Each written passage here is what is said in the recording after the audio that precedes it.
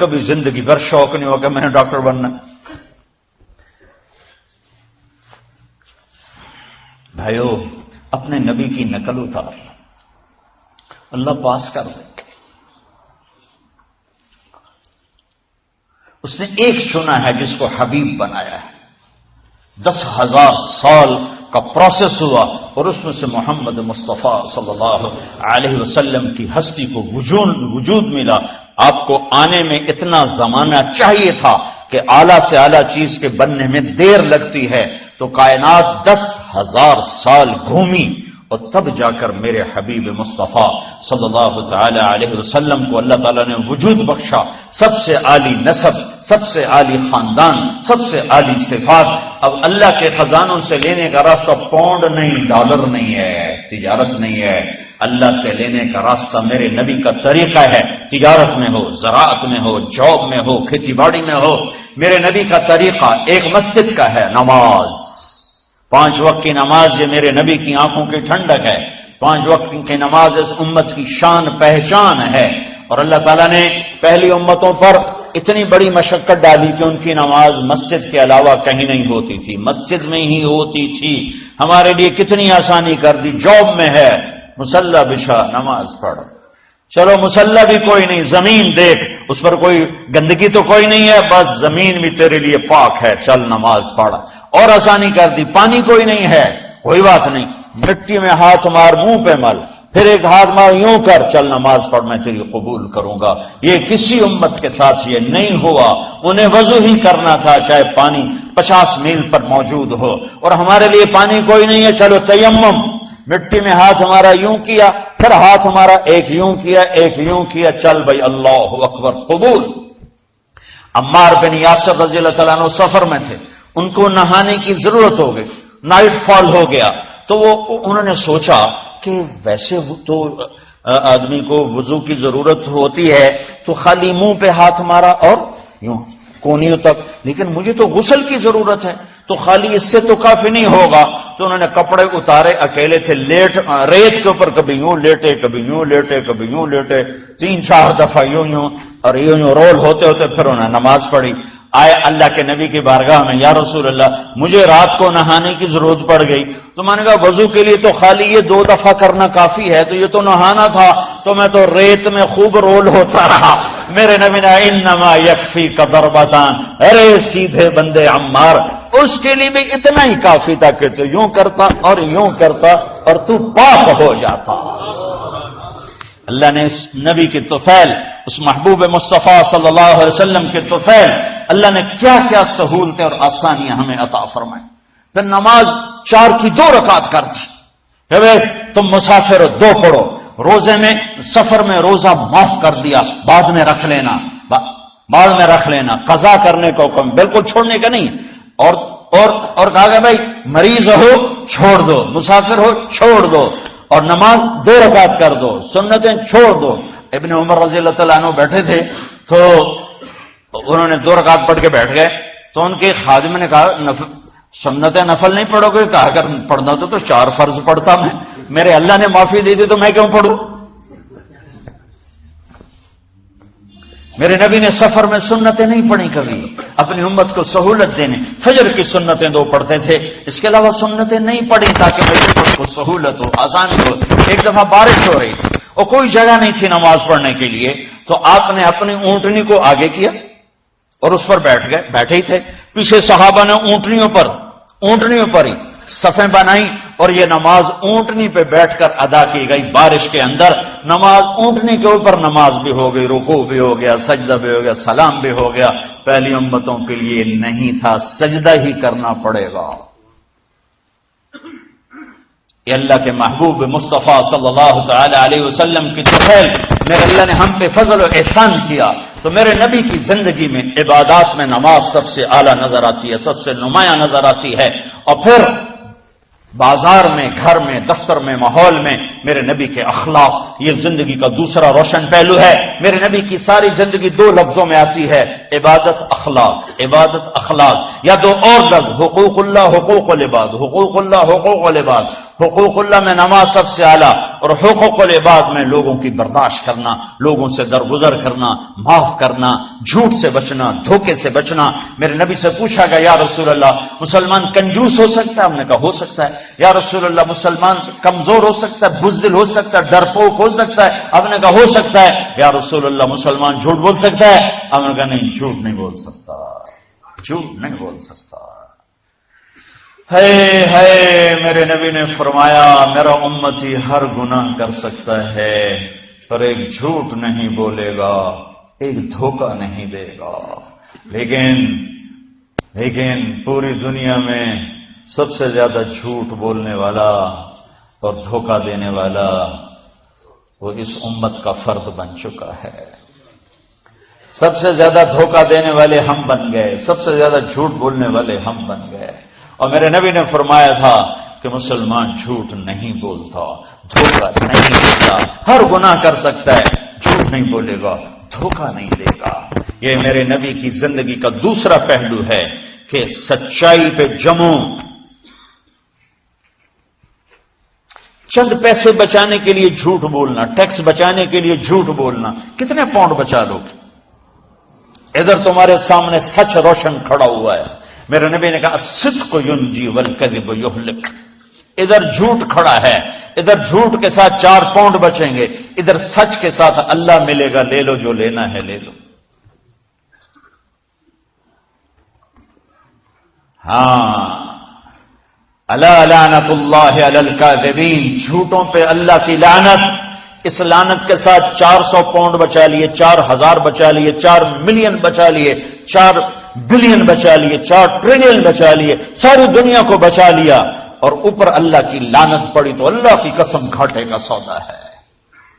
اور سچے ہو گئے، سچ بولا، یہ میں 100 پاؤنڈ کماتا ہوں، لے لو جو لینا ہے اس میں سے، یہ میں 1000 پاؤنڈ کماتا ہوں، لے لو جو لینا ہے، یہ میں 50,000 پاؤنڈ کماتا ہوں، لے لو جو لینا ہے، کہ مسلمان کی زبان سے جھوٹ نہیں نکلتا، سچ ہی بولتا ہے۔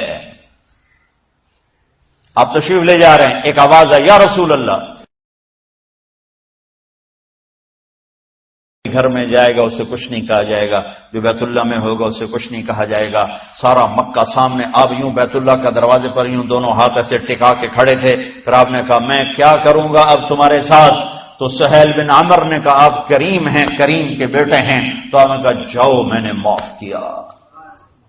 یہ اخلاق آج مٹ چکے ہیں، مردوں سے، عورتوں سے، علم والوں سے، خانقاہ والوں سے، تبلیغ والوں سے، سب زیرو ہوئے پڑے ہیں۔ جب تک یہ اخلاق زندہ نہیں ہوتے اسلامی زندگی قائم نہیں ہو سکتی، اسلامی معاشرت قائم نہیں ہو سکتی، اور دین 2 چیزوں سے آگے پھیلتا ہے، ایک دعوت اور ایک اخلاق۔ دعوت اور اخلاق، دعوت اور اخلاق۔ دعوت نہیں ہوگی تو اخلاق وہیں پڑے رہ جائیں گے، اخلاق نہیں ہوگی تو دعوت کوئی قبول نہیں کرے۔ میرے نبی نے کتنے معجزے دکھائے مکے میں، نہیں کلمہ پڑھا۔ بدر میں ان کے 70 مارے گئے، فرشتوں کو دیکھا، جبریل کے گھوڑے کی آواز سنی، کلمہ نہیں پڑا۔ خندق میں شکست ہوئی، کلمہ نہیں پڑا۔ پانی نکلتے دیکھا انگلیوں سے، کلمہ نہیں پڑا۔ ایک بکرے کا ایک بازو پکایا، ایک بازو بکرے کا، ایک اگلا جو بازو ہوتا، اور 40 آدمیوں نے کھانا کھایا اور ایک بوٹی کم نہیں ہوئی، ایک بوٹی کم نہیں ہوئی، کلمہ نہیں پڑا۔ لیکن جب میرے نبی نے کہا جاؤ معاف کیا تو سارے ہی کلمہ پڑ گئے کہ واقعی یہ اخلاق نبی کے ہو سکتے۔ حنین کی جنگ میں جب بھاگے لوگ، شکست ہوئی، تو ایک صحابی کا بھاگتے ہوئے پاؤں ہمارے نبی کے پاؤں پر آیا، اور جوتا سخت تھا، تو آپ نے کہا اوجعتا نہیں، اور آپ کے ہاتھ میں چھڑی تھی، آپ نے اس کو یوں ماری، کہا اوجعتا نہیں، ارے تو نے مجھے کتنا زیادہ درد پہنچایا، دکھ پہنچایا۔ وہ بیچارے پگھل کے رہ گئے اور پریشان ہو گئے، اور فرماتے ہیں سارا دن میں پریشان، ساری رات پریشان کہ اللہ کے نبی کو میں نے تکلیف پہنچائی، اب میرا کیا بنے گا؟ اگلا دن ہوا تو اعلان ہو رہا تھا بھائی جس کا پاؤں نبی کے پاؤں پہ آیا تھا اس کو اللہ کے نبی بلا رہے ہیں۔ تو صحابی کہنے لگے میں نے سمجھا بس اب میری تو دنیا بھی گئی اور آخرت بھی گئی، اب میرے اوپر کیس بنے گا اور مجھے ڈانٹ ڈپٹ بھی ہوگی، میرا کتنا بڑا گھاٹا نقصان ہوگا۔ یہ حاضر ہوئے ڈرتے ڈرتے، تو آپ نے فرمایا میرے بھائی کل میں نے تمہیں چھڑی ماری تھی وہ مجھے معاف کر دینا، اور یہ 80 اونٹ تمہیں ہدیہ دیتا ہوں، 80 کیملز یعنی 80 پراڈو، 80 رینج روور کا یہ میری طرف سے تمہیں ہدیہ ہے۔ وہ حیران پریشان، یہ میرے نبی کے اخلاق ہیں، یہ میرے نبی کے اخلاق ہیں۔ کانٹے بچھانے والی نے 4 دن آنا چھوڑ دیا، بیمار ہو گئی تھی، تو آپ نے کہا کیا بات ہے، وہ ہمارے راستے میں اب کانٹے کوئی نہیں ہے؟ کہا جی وہ بیمار پڑی ہے جو کانٹے بچھاتے تھے، تو آپ اس کے گھر چلے گئے، ماں جی خیریت تو ہے، آپ ٹھیک تو ہیں؟ کہا بیٹا مجھے کلمہ پڑھا دے، بس تیرے اخلاق نے مجھے فتح کر لیا ہے۔ میرے بھائیوں، یہ چیپٹر بھول چکے ہیں، بھول چکے ہیں، بھول چکے ہیں۔ جب تک یہ چیپٹر زندہ نہیں ہوگا، زندگی اسلامی نہیں بنے گی، معاشرہ اسلامی نہیں بنے گا، اور آگے قوموں کے لیے اسلام کا دروازہ نہیں کھلے گا۔ ہمیں معاف کرنا آتا ہو، ہمیں گالی دینے والے کو دعا دینا آتا ہو، غیبت کرنے والے کی تعریف آتی ہو، اور غیبت کرنے سے، غیبت سننے سے اپنے آپ کو ایسے بچاؤ جیسے زہر سے بچا دو، جیسے آگ سے بچاتے ہو۔ ایک دوسرے کو نفرت کا بول نہ بولو، ورنہ ساری زندگی تباہ و برباد ہو جائے گی۔ میرے رب کی قسم، میرے نبی نے کہا ایک زبان کا بول انسان بولتا ہے اور جہنم کی گہرائیوں میں گر جاتا ہے، اور ایک زبان کا بول انسان بولتا ہے اور جنت کے درجات پر چڑھ جاتا ہے۔ یہ زبان بہت طاقتور چیز ہے، میں ہر بیان میں اس کو دوہرا رہا ہوں کہ جتنا یہ عمل ختم ہو چکا ہے اتنا کوئی عمل بھی نہیں ختم ہوا ہے۔ میرے نبی نے فرمایا معاذ تمہیں سارے دین کا خلاصہ بتاؤں؟ معاذ الا انبئک بملاک ھذا کلہ، میں تمہیں پورے دین کا خلاصہ بتاؤں؟ کون معاذ؟ کون معاذ جس کے ہاتھ میں علماء کا جھنڈا ہوگا؟ کون معاذ؟ میں ابھی مئی میں ان کے اردن اجتماع میں گیا، آگے ان کے اربد میں گئے، آگے وہاں ان کا مقبرہ ہے 18 کلومیٹر، میں گیا کمرے میں داخل ہوا تو سارا کمرہ خوشبو سے مہک رہا تھا، اور مجھے ایک شخص نے بتایا یہ خوشبو 24 گھنٹے یہاں آتی رہتی ہے۔ جن کو 18 ہجری میں انتقال ہوا، 1417 سال ہو گئے مرے ہوئے، اور قبر سے خوشبو آ رہی، خوشبو آ رہی، خوشبو آ رہی۔ اس آدمی کو سمجھایا کیسے اور بتایا کیا؟ معاذ تمہیں سارے دین کا خلاصہ بتاؤں؟ کہا جی بتائیں۔ تو آپ نے یوں کیا، اپنی زبان نکالی اور اس کو پکڑا انگلی سے، پھینکا، کف ھذا، معاذ اس زبان پہ قابو پا جا، یہ پورا دین ہے۔ یہ زبان آج کھل گئی ہے، کھل گئی ہے۔ حضرت لقمان علیہ السلام کا فرمان ہے بیٹا میں چپ رہنے پہ کبھی نہیں پچھتایا، میں ہمیشہ اپنے بول پہ پچھتایا ہوں۔ حضرت معاذ نے کہا یا رسول اللہ زبان کے بول پہ پکڑ ہوگی؟ کہ تیرا بھلا ہو جائے معاذ، سب سے زیادہ جہنم میں دھکا دینے والی زبان ہوگی۔ اور ایک صحابی ہیں ابو دجانہ۔ کون ابو دجانہ؟ السابقون الاولون من المہاجرین والانصار، اس میں پہلی صف کے صحابہ۔ کون ابو دجانہ؟ جب آپ حج پر گئے تو اپنی جگہ مدینے کا امیر ابو دجانہ کو بنایا۔ ابو دجانہ حج میں شریک نہیں ہوئے کہ آپ نے اپنی جگہ ان کو اپنا نائب بنا کے وہاں کھڑا فرمایا ابو دجانہ میری جگہ پر مدینے کا امیر ہے، یہ وہ ابو دجانہ ہیں۔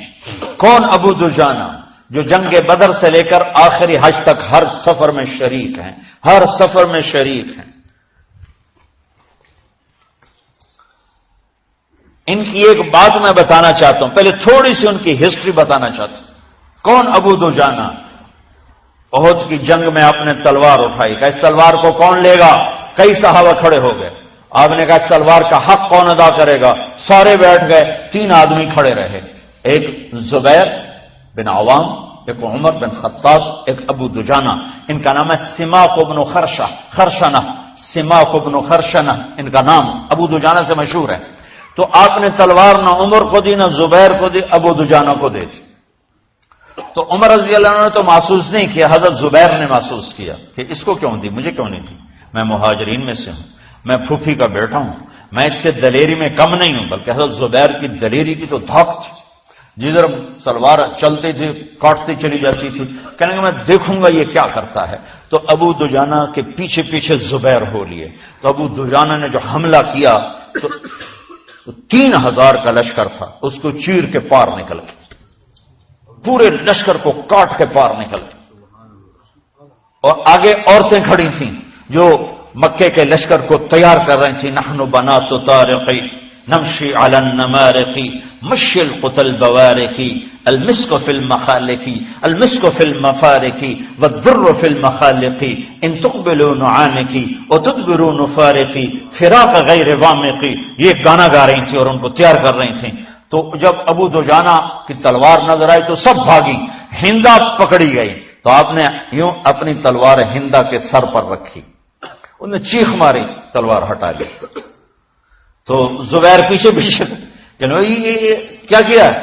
جنگ میں اگر کوئی عورت حصہ لے اسے مارنا جائز ہے, ویسے جائز نہیں ہے. عورت کو, بچے کو, بوڑھے کو ہاتھ لگانا جائز نہیں ہے. تو انہوں نے کہا تلوار کیوں نہیں چلائی؟ کہا میرے محبوب کی تلوار ہے, عورت کے خون سے رنگین کر کے اس کی شان نہیں گھٹانا چاہتا, یہ میرے نبی کی تلوار. پھر واپس ہوئے, پھر اٹیک کیا اور پھر مجمع کو چیر لیا. سامنے ایک آدمی آ رہا تھا ہاتھی کی طرح, اتنا لمبا موٹا تازہ. تو زبیر کہنے کہ میرے جی میں آیا کبھی اس کی ٹکر ہونا پھر میں دیکھوں ابو دجانہ کیا چیز ہے. تو اللہ کا کرنا ایسا ہوا ابو دجانہ دونوں آمنے سامنے ہو گئے. تو وہ ایسے شاہ سوار تھے کہ دونوں طرف کے لشکر ذرا تھم گئے اور وہ دونوں بھڑ گئے. ابو دجانہ کے اپنے جوہر, اس پہلوان کے اپنے جوہر, غبار اٹھا, مٹی اٹھی, اور اس کی اپنی طاقت, ان کی اپنی طاقت. انہوں نے ابو دجانہ کو اس نے زخمی کر دیا. ابو دجانہ نے جو جوش میں آ کے ماری تلوار, اس کو لگی یہاں, تو اتنی طاقت سے لگی کہ اس کے نیچے اتر کر 2 ٹکڑوں میں تقسیم کر دی. ماری تو ایک حصہ ادھر, ایک حصہ. پھر یوں دیکھا اور اپنے چہرے سے لوہے کی ٹوپی اتاری. کما ترا انا ابو دجانہ, کیا دیکھ رہے ہو, میں ہوں ابو دجانہ. تلوار صحیح لی ہے, میں نے غلط نہیں لی. یہ ابو دجانہ ہیں. اور جب شکست ہو گئی احد کی جنگ میں, اور پھر 10-12 آدمی نے آپ کو گھیرے میں لیا ہوا تھا. ان میں ایک ابو بکر تھے, عمر تھے, علی تھے, طلحہ تھے, زبیر تھے, سعد بن ابی وقاص تھے, اور سہل بن حنیف تھے, عبادہ قتادہ بن نعمان تھے, اور ابو دجانہ تھے رضی اللہ تعالی عنہم. ان میں سے ایک ابو دجانہ بھی تھے. اور یمامہ کی جنگ میں ابو دجانہ شہید ہوئے. یمامہ کی جنگ میں شہید ہوئے.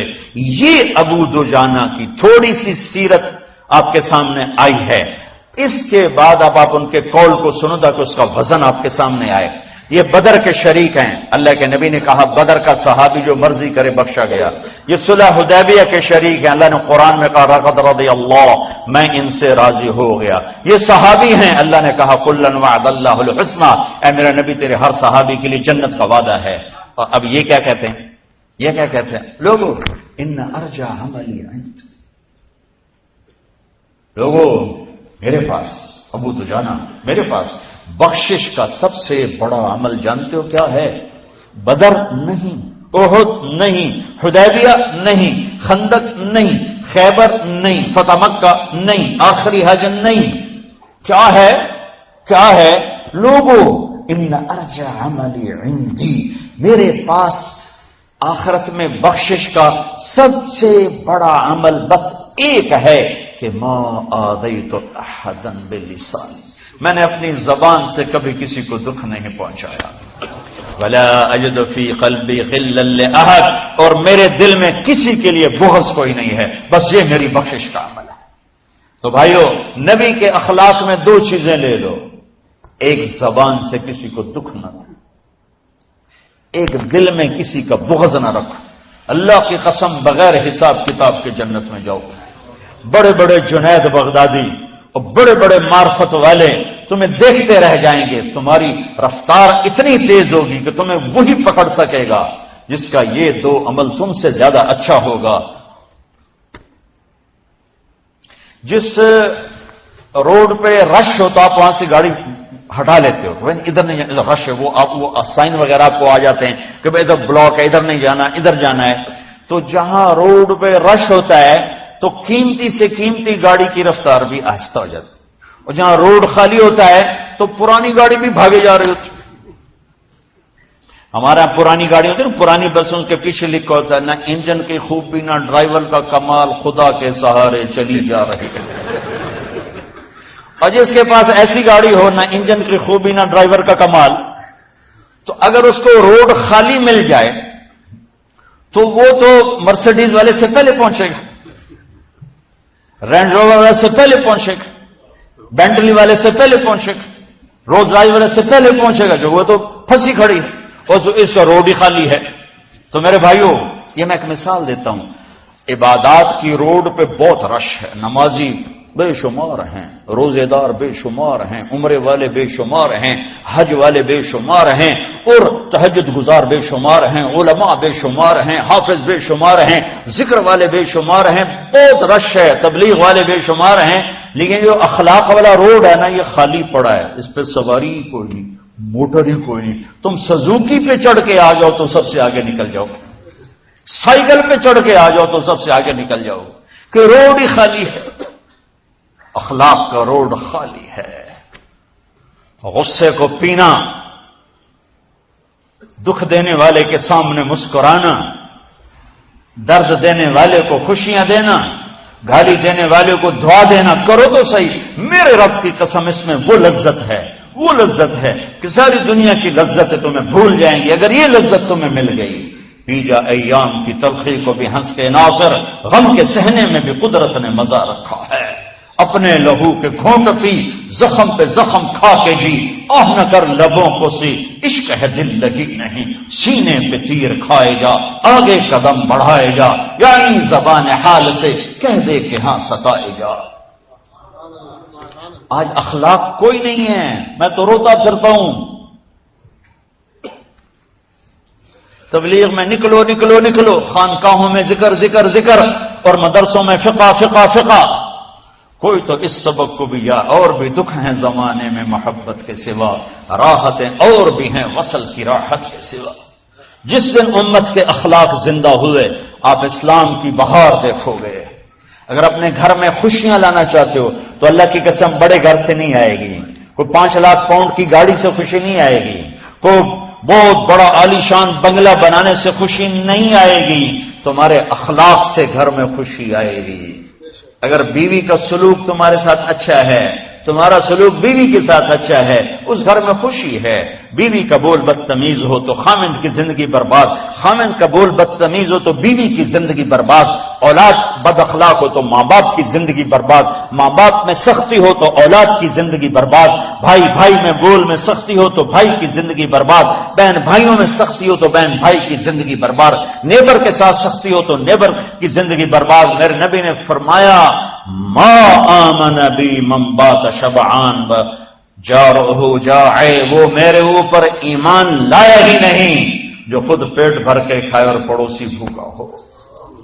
واللہ لا یؤمن، واللہ لا یؤمن، واللہ لا یؤمن، 3 دفعہ اللہ کی قسم ایمان والا نہیں، اللہ کی قسم ایمان والا نہیں، اللہ کی قسم ایمان والا نہیں۔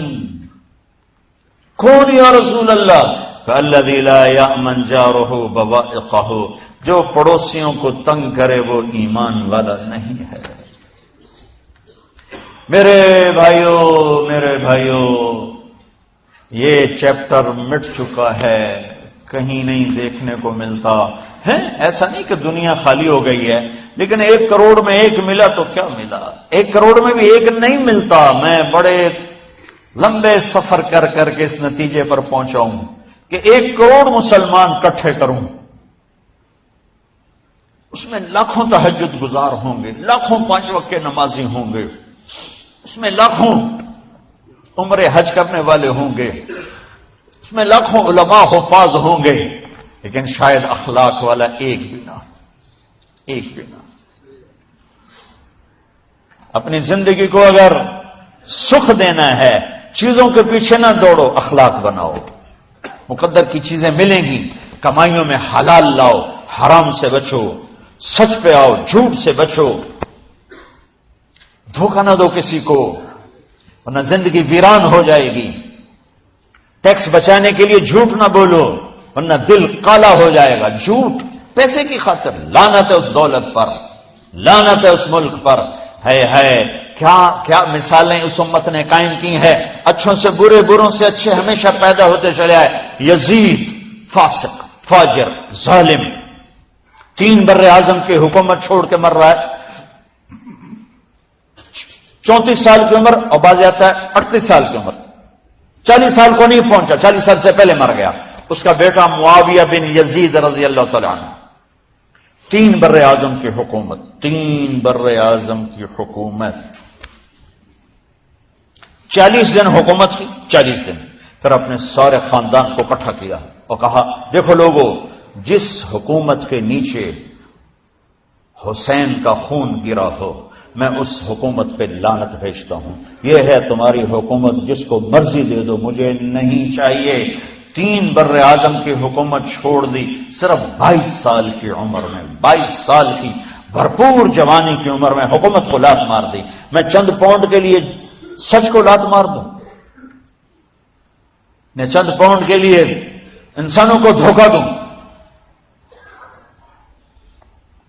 تو بھائیو سچ کے عادی بنو۔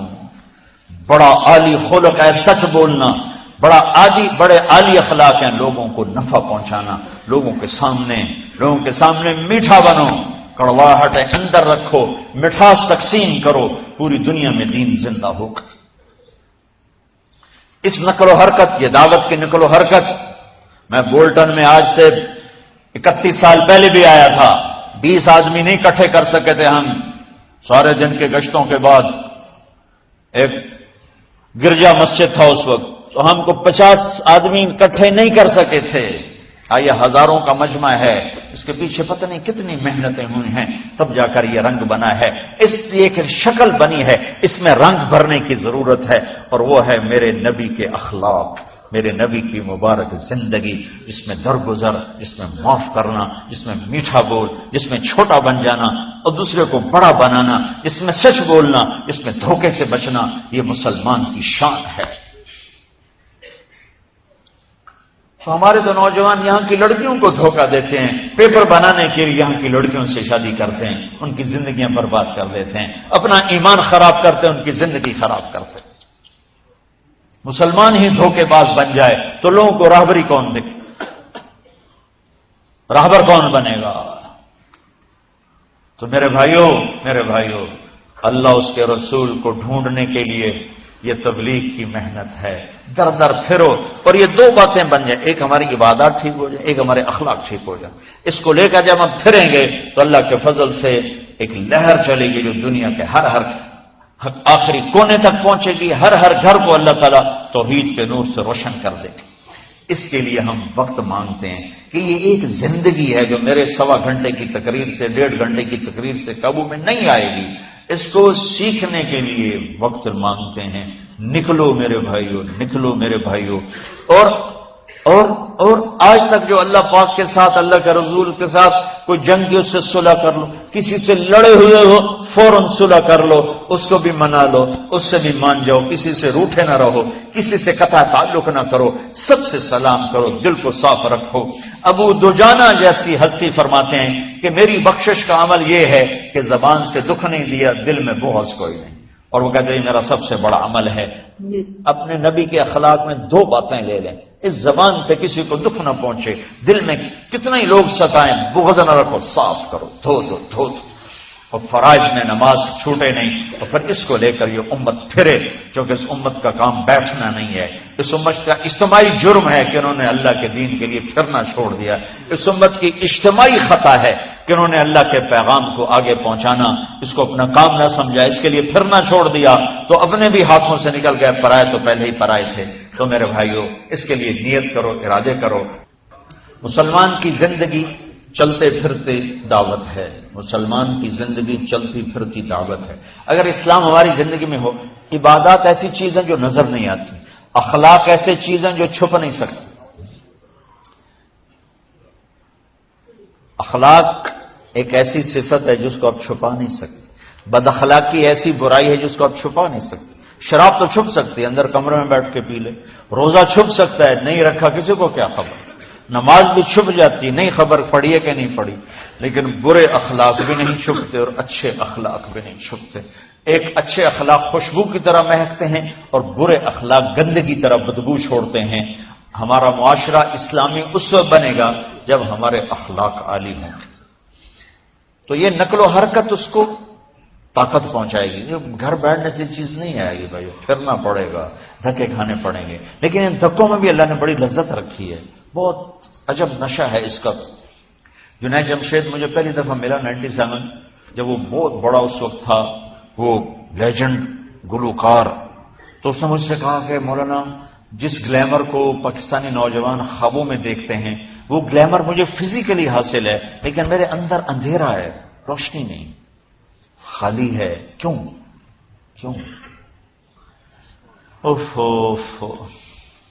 میں نے کہا تمہارے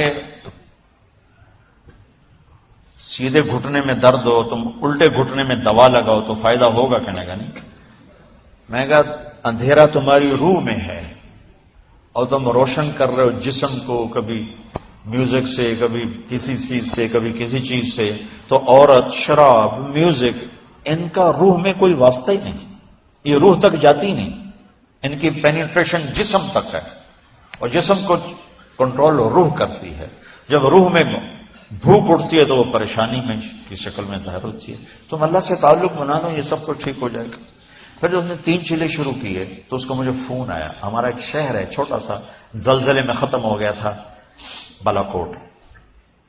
تو اس کا مجھے وہاں سے فون آیا کہ مولانا میں ایک پرانی مسجد میں ایک پھٹی ہوئی چٹائی پر لیٹا ہوا ہوں اور جس سکون کو میں 5 سٹارز ہوٹل میں دیکھتا تھا، ڈھونڈتا تھا، وہ آج مجھے یہاں مل چکا ہے. اور مجھے یوں لگتا میں ہوا میں اڑ جاؤں گا، میں ہوا میں اڑ جاؤں گا. کیا ہوا کہ اللہ سے تعلق بنا اور روح میں سکون آ گیا، ٹھنڈک آ گئی. تو ایک گناہوں سے بچنا اور ایک فرائض کو پورا کرنا، ایک اپنے اخلاق کو ٹھیک کرنا، یہ چند ایک کام ہیں جو کر لے گا اللہ اسے آباد کر دے گا. جہاں ہو نماز نہ چھوٹے، رمضان آ جائے روزے نہ چھوٹے، زکوٰۃ فرض ہو جائے خوشی سے ادا کریں، اپنی کمائیوں کو حلال پہ لائیں، غلط کاغذات سے، غلط پیپر سے، غلط ہیرا پھیری سے پیسہ نہ بنائیں. یہ پیسہ تباہی کے سوا کچھ نہیں لاتا. اپنی حلال کمائی کرو کہ میرے نبی کا فرمان ہے جو صبح سے شام تک حلال کمانے میں تھکتا ہے اس دن کے سارے گناہ معاف ہو جاتے ہیں. سعد بن معاذ بیٹھے تو ان کے ہاتھوں پر اللہ کے نبی کی نظر پڑی تو ہاتھ بڑے سخت تھے. تو ہم نے کہا سعد تیرے ہاتھ اتنے سخت کیوں ہیں؟ کہا جی میں اپنے باغ میں خود کام کرتا ہوں اس سے یہ سخت ہو گئے. تو آپ نے سعد کا ہاتھ پکڑا اور ایسے چوما اور کہا اپنے بچوں کو حلال کھلانے میں بچوں کو حلال کھلانے میں جو ہاتھ ایسا ہو جائے گا اس پہ جہنم کی آگ حرام ہو جائے گی. تو بھائیو حلال، جھوٹ نہ داخل کرو. چاہے کتنے بڑے مفتی فتوا دیں کہ ٹیکس بچانے کے لیے جھوٹ بولنا جائز ہے، میں کہتا ہوں نہیں، سچ. 2 سودے ہیں، ایک طرف چند 100 پاؤنڈ ہے، ایک طرف سچ ہے. جس کو لینا ہے لے لو. سچ کو لوگے تو اللہ کے قدموں میں چلے جاؤ گے، اللہ کے حبیب کی چھاؤں میں چلے جاؤ گے، اللہ کی چھاؤں میں چلے جاؤ گے. جھوٹ، ہاں صرف جھوٹ بولنا جائز ہے. 2 بھائی لڑ پڑے ان میں صلح کرانے کے لیے جھوٹ بولنا جائز ہے. میاں بیوی لڑ پڑیں تو بیوی کو منانے کے لیے خامند جھوٹ بول سکتا ہے، خامند کو منانے کے لیے بیوی جھوٹ بول سکتی ہے.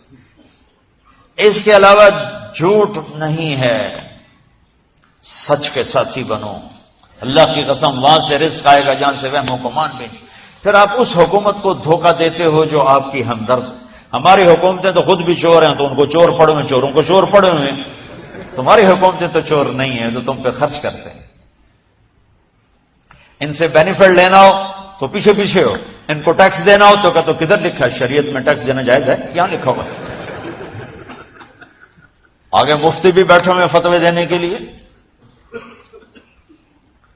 جب ان سے نفع اٹھاتے ہو تو ان کو نفع پہنچاؤ، ان سے سہولتیں لیتے ہو ان کو سہولت پہنچاؤ. جو تمہارے خرچ کرنے میں دیانتدار ہیں ان کے ساتھ بددیانتی نہ کرو. مسلمان ہو اور دھوکہ، یہ 2 چیزیں جوڑ نہیں سکتے. اپنی عیاشی تھوڑی کم کر دو تو اللہ اس میں برکت دے گا. آپس میں کبھی اونچ نیچ ہو جائے فوراً صلح کرو، لڑائی پہ باقی نہ رہو کہ جی ہم نے بات نہیں کرنی، ہمارا سلام دعا ختم. ایسا کبھی نہیں کرنا. اونچ نیچ ہوتی ہے لیکن فوراً صلح کرو. ماں باپ میاں بیوی کٹھے رہتے ہیں تو ہمارا سسرالی معاشرہ بہت سخت قسم کا ہے. ماں باپ اتنی مداخلت کرتے ہیں بچے میں کہ ان کی زندگی تباہ کر دیتے.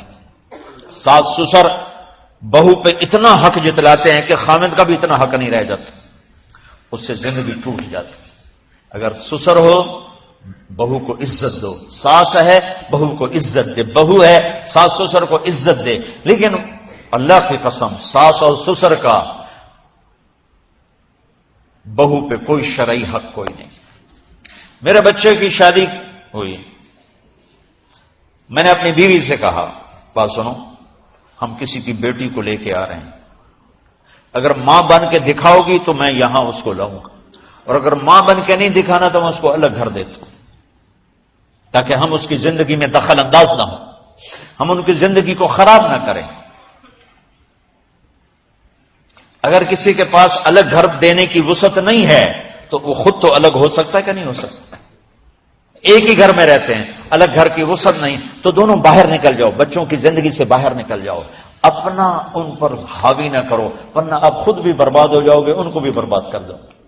کتنی طلاقوں کے پیچھے ساس اور سسر ہیں، کتنی طلاقوں کے پیچھے میاں بیوی کی آپس کی بدتمیزی ہے کہ اس ماحول میں برداشت کرنے کا رواج ہی ختم ہو گیا.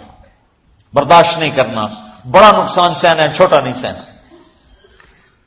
ڈائمنڈ کیسے بنتا ہے؟ ڈائمنڈ کاربن ہے. وہ ڈائمنڈ کیسے بنتا ہے؟ وہ پریشر کو برداشت کرتا ہے، چمکا کے اسے ڈائمنڈ بنوا دیتا. تو نوجوانوں کے ذمے ہے کہ اپنی بیوی کو پروٹیکشن دیں ماں باپ سے.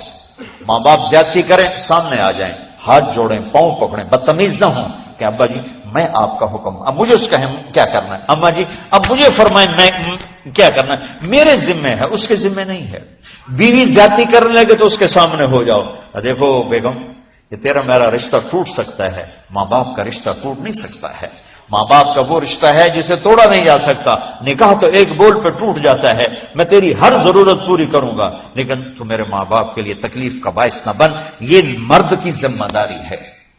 ہم یہ معاشرہ بھلا چکے ہیں.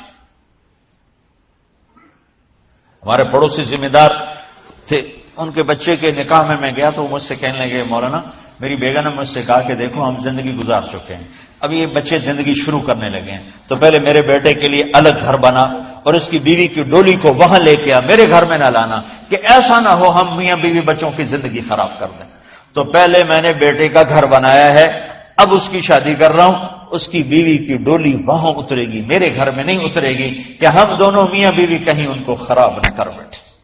اور ہر آدمی کے پاس تو اتنے وسائل نہیں ہیں کہ وہ الگ گھر دے، لیکن یہ وسائل تو سب کے پاس ہیں کہ ان کی زندگی سے نکل جائے. ہاں ان میں کوئی کھٹپٹ ہو جائے تو صلح کرانے آئیں، لیکن ہوتا کیا ہے کہ لڑکے کے ماں باپ اپنے بیٹے کے حمایتی ہوتے ہیں، لڑکی کے ماں باپ اپنی بیٹی کے حمایتی ہوتے ہیں اور آپس میں جنگ شروع ہو جاتی. نہ یہ نیچے ہوتا نہ وہ نیچے ہوتا. نئی نئی شادی ہوتی، زندگی گزارنے کا پتہ نہیں ہوتا، ٹھوکریں کھاتے ہیں تو ان کو سنبھالنے کی ضرورت ہوتی ہے.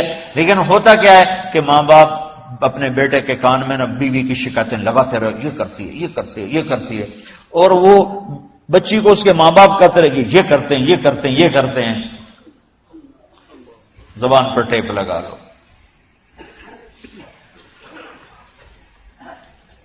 تو آپ کی زندگی روشن ہو جائے، آپ کا جیون خوبصورت ہو جائے.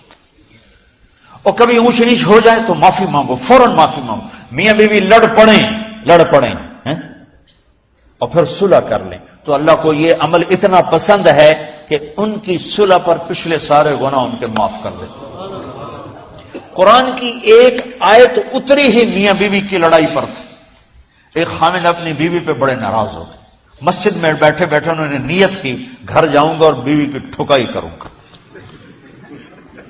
یہ انہوں نے نیت کی، مسجد میں بیٹھے بیٹھے نیت کی گھر جاؤں گا میں نے چنگا لتر پھیرنا ہے. میرے اللہ تو آسمان زمین اللہ کے لیے تو سب برابر ہے دیکھنا. تو اللہ پاک نے اسی وقت قرآن اتارا، اسی وقت یا ایھا الذین آمنوا ان من ازواجکم واولادکم عدوا لکم فاحذروہم. ایمان والو، بیوی بچے اولاد، عدوکم نہیں کہا، عدو لکم بیچ میں لام لائے ہیں یہ بتانے کے لیے کہ عدو اصلی معنی میں نہیں ہے. یہ اس معنی میں ہے کہ اے ایمان والو، تمہارا بیوی بچوں کے ساتھ ٹھائیا ہو سکتا ہے، کھٹ پٹ ہو سکتی ہے، جھگڑا چھوٹا موٹا ہو سکتا ہے، کیا کرنا ہے؟ فاحذروہم، اس سے بچنا ہے، بڑھانا نہیں، بچنا ہے۔ کیسے بچنا ہے؟ ان تعفو، اس جھگڑے کو بڑھانا نہیں، مٹانا ہے۔ وتصفحوا، اس کا اثر دل سے مٹانا ہے۔ وتغفروا، پھر دوسرے کو معاف کرنا ہے۔ یہ تین کام میاں بیوی کرو، اگلا میں کروں گا، فإن اللہ غفور الرحیم، تمہارے پچھلے میں سارے معاف کر دوں گا۔ تو اگر اس مجمع میں کوئی بیوی سے لڑا بیٹھا ہے تو جاتے جا کے صلح کر، کوئی ماں باپ سے لڑا بیٹھا ہے تو جاتے جا کے صلح کر، کوئی ماں باپ بچوں سے ناراض ہیں جا کے خود مان جائیں۔ اس ماحول میں بچوں کو پیار سے لے کے چلنے کی ضرورت ہے۔ میرے نبی کی زندگی محبت کا شاہکار ہے، ساری زندگی کسی کو ڈانٹا نہیں، ساری زندگی کسی کو ڈانٹا نہیں، اپنی وجہ سے، اپنی وجہ، کسی پہ ہاتھ نہیں اٹھایا، اپنی وجہ سے۔ حسنت فرماتے میں نے 10 سال اللہ کے نبی کی خدمت کی، ایک دفعہ نہیں کہا یہ کیوں کیا، ایک دفعہ نہیں کہا یہ کیوں نہیں کیا۔ تو بھائیو، یہ خوبصورت زندگی ہے۔ آپ کے یہاں تو خادم نہیں ہوتے، سارا گھرانہ ہی خادم ہوتا ہے۔ تو میں پاکستان میں ہوں تو میں اگلا چیپٹر بیان کرتا ہوں کہ نوکروں کے ساتھ بھی اچھا سلوک کرو۔ وہ یہاں ہے ہی نہیں، تو آپ پہ بانڈے مانجنے، آپ پہ ٹوائلٹ صاف کرنا ہے، آپ پہ گڈی صاف کرنی، ڈرائیور بھی آپ پہ، مالک بھی آپ پہ، پٹرول بھی آپ پہ پاؤ بھائی، چنگا انگلینڈ ہے، پٹرول بھی آپ پہ پاؤ، ہوا بھی آپ پہ بھرو۔ 2.5 لاکھ کی گاڑی یا ڈرائیور آپ پہ، ہماری 2.5 لاکھ پاؤنڈ کی، ہماری 2.5 لاکھ کی سزوکی ہوتی ہے، ہمارا نوکر بیٹھا گاڑی چلا رہا ہے۔ نوکر تو اللہ کی بڑی نعمت ہے، تم اس سے محروم ہو۔ کچھ اس کے فائدے بھی ہیں، کچھ نقصان بھی ہیں، لیکن فائدے زیادہ ہیں۔ ہمارے بچے اتنے سست ہو جاتے ہیں کہ پانی کا گلاس کہو تو اٹھ کے ہی نہیں دیتے، وہ آگے نوکر کو بلاتے۔ میری اپنی تو میرے ابا جی مجھے کوئی کام کہتے، پتر جا میں نا انہوں سد کیا، تو میں جا ابا جی آدھا سد کیا، میں خود نہیں جاتا، ایسی سستی پڑ جاتی۔ یعنی تمہیں اپنی حماقت سے بتا رہا ہوں، سردی میں لیٹا ہوا تھا تو میری رضائی گر گئی، تو میں نے باہر سے نوکر بولایا، میں کہا بشیرہ او جی اور ہمیں نا رضائی میرے اتنے پا، تو اپنا سنا رہا ہوں۔ لیکن آپ جہاں جاب کرتے ہیں، جہاں جاب کرتے ہیں وہاں دیانتداری سے جاب کرو، دھوکہ نہ ہو، فریب نہ ہو، فراڈ نہ ہو۔ آپ بھی کہیں ملازم تو ہیں، کہیں کام کر رہے ہیں، کوئی آپ کی دکان پہ کام کر رہا ہے، گھروں میں کام کرنے والے، دکانوں پہ کام کرنے والے تو ہیں۔ اور جن لوگوں کے پاس پیپر نہیں ہوتے ان کو اتنے تھوڑے پیسے دیتے ہیں کہ وہ بیچارے روٹی بھی نہ کھا سکتے، تو بھائی یہ لینے چونکہ ان کو پتہ ہے یہ بیچارہ پھنسا ہوا ہے اور کہیں نہیں جا سکتا ہے۔ تو ایسا نہ کرو، یہ ظلم نہ کرو۔ اول تو ایسے لوگ رکھو نہیں، تمہارے لیے قانون اور اس کی گنجائش کوئی نہیں۔ لیکن اگر کوئی اس طرح رکھتا ہے تو پھر یہ ظلم نہ کرے کہ 100 کی بجائے 10 پاؤنڈ دے رہا ہو، کہ بھائی لینے تو لے لو، اس کو پتا اس بیچارے نے کہیں نہیں جانا۔ ایسے ظالم نہ بنو۔ وہ ہمارے یہاں کرائسس چل رہا ہے بہت زیادہ، تو جو بیچارہ پھنس جاتا ہے نا تو پراپرٹی بیچنے پر آتا ہے تو اس کی 1 کروڑ کی پراپرٹی کے 20 لاکھ لگاتے ہیں۔ میں گزر رہا تھا مال ٹاؤن میں، ایک دوست کے پاس ٹھہرا تھا، وہ پراپرٹی ڈیلر تھا، تو ہم صبح واک کر رہے تھے تو ایک گھر کے قریب سے گزرے، کوئی 6 کنال کا گھر تھا۔ مجھ سے کہنے لگا مولانا اس گھر کی قیمت ہے 24 کروڑ، 24 کروڑ کا گھر ہے فزیکلی، لیکن اس کا مالک پھنس چکا ہے قرضوں میں، اب اس کو بیچنا چاہتا ہے، تو 18 کروڑ سے اوپر 1 پیسہ نہیں کوئی لگا رہا، اور یہ اس بیچارہ بیچے گا، یہ 8 کروڑ کا لاس لے کر 6 کروڑ کا لاس لے کر بیچے گا کیونکہ یہ پھنس چکا ہے۔ میں نے کہا اگر میرے پاس پیسے ہوتے تو میں اس کا 24 کروڑ کا گھر لیتا 30 کروڑ کا، کہ 24 کروڑ اس کے قرضے میں جاتے اور 6 کروڑ سے اپنا الگ کاروبار کر لیتے۔ مسلمان تو مظلوم کی مدد کرتا ہے، مسلمان تو دکھی کی مدد کرتا ہے، نہ کہ مصیبت زدہ کو اور لوٹ لینا، مرے نو مارے شاہ مدار، یعنی مصیبت زدہ پر اور مصیبت ڈالنا۔ بھائیو یہ وہ خوبصورت اخلاق ہیں، اپناؤ گے اللہ چمکائے گا، اللہ اس جہان کی عزت دے گا۔ اور ایک آخری میری بات ہے، بہت بڑا مجمع ہے، بہت سارے نوجوان نظر آ رہے ہیں، آج تک جو اللہ رسول سے جنگ کی اس سے صلح کر لیں، جو گناہ کی اس سے معافی مانگ لیں. ادھر ہم معافی مانگیں ادھر اللہ معاف کر دے گا، ادھر ہم توبہ کریں گے ادھر اللہ معاف کر دے گا.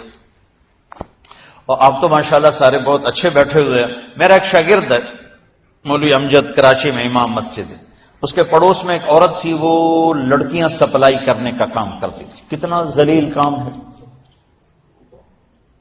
اور سال ہر سال سے اس کے بیٹے سے اس میرے شاگرد نے دوستی لگائی اور میرے بیان کی کیسٹ دے دی کہ بھائی یہ سن لینا، میرے استاد جی کی کیسٹ. اس نے گھر میں جا کے لگا لی. اس کی ماں چلتے پھرتے کانوں میں آواز پڑ رہی ہے. آخر وہ آ کے بیٹھ گئی، کہنے لگی سنا، مجھے بھی سنا. تو اس نے سارا سنا، پھر کہا دوبارہ سنا، پھر سنا، کہا دوبارہ سنا، پھر سنا. تو کہنے لگی یہ کون ہے؟ کہا پتہ نہیں کون. تمہیں کس نے دی؟ کہا یہ امام مسجد نے.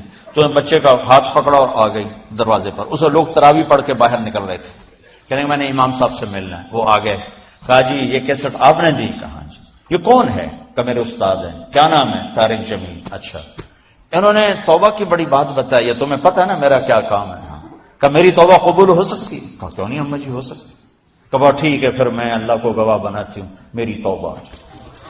اور اس نے مسجد میں آنا شروع کر دیا تراویح میں. 5واں روزہ ہے اور دعا مانگتی ہے اللہ اگر میری توبہ قبول ہے تو مجھے اپنے پاس بلا لے.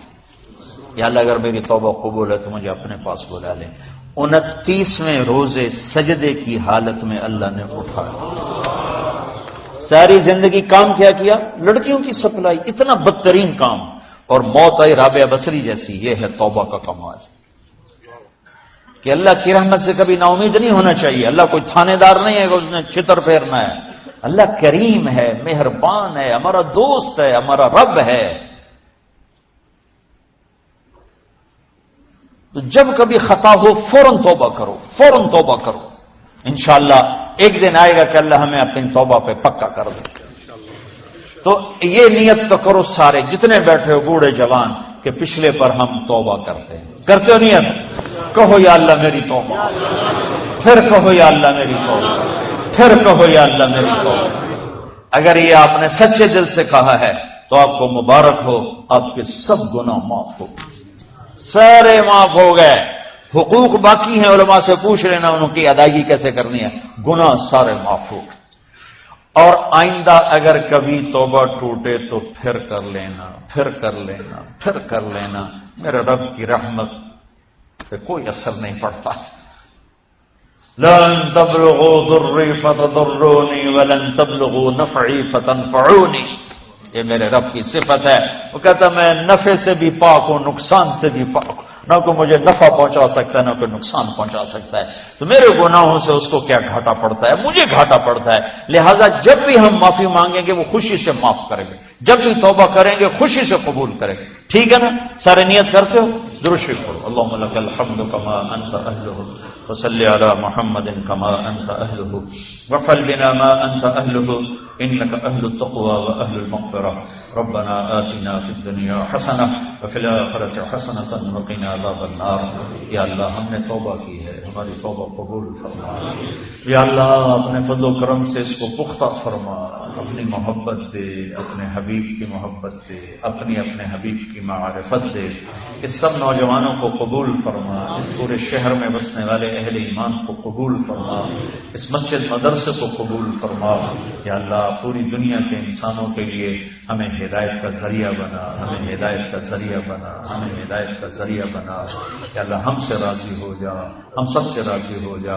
جو ہمارے اہل و عیال مر کے تیرے پاس چلے گئے ان کی بخشش فرما دے. جب ہمارے جانے کا وقت ہے تو ایمان پہ خاتمہ نصیب فرما.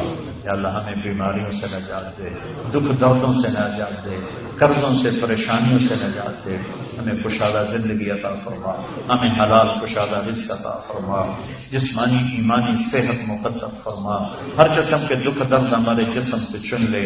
ہمیں عافیت صحت والی زندگی دے. اپنی اطاعت میں تھکنے والا بدن دے اور اپنے راستے میں خرچ کرنے والا مال دے. اور آپس میں الفت اور محبت دے. ہمارے اندر کے بغض نکال دے، حسد نکال دے، نفرتیں نکال دے.